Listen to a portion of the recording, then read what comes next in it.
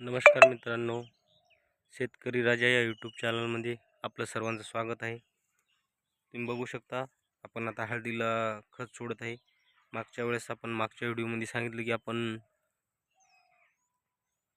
सडीची dressing करत आहोत आणि ते औषधं पण मी तुम्हाला दाखवलेली होती.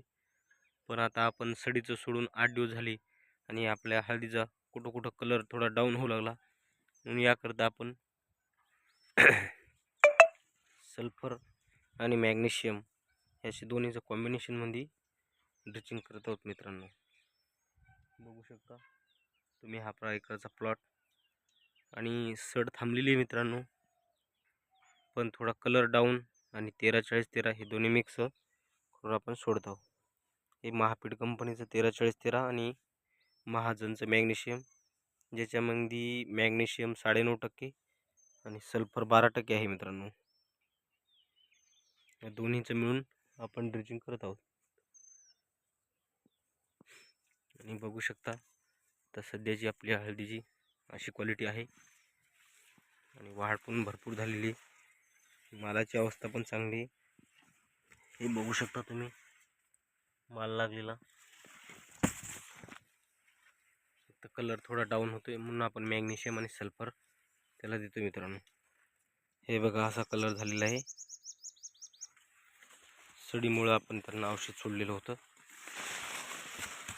हे बघू शकता मालाची क्वालिटी.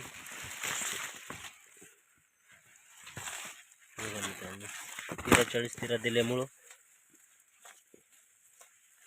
त्या हळदीची शेंगाची लांब वाढ पण झालेली. हे बघा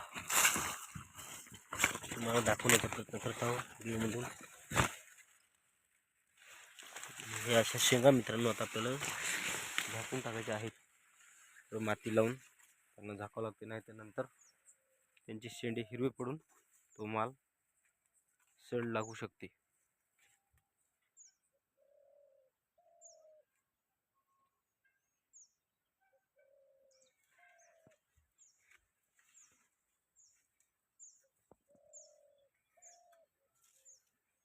हे बघा मित्रांनो, असा आहे आपला प्लॉट. तुमचा पण प्लॉट कसा आहे ते नक्की कमेंटमध्ये सांगा. धन्यवाद मित्रांनो.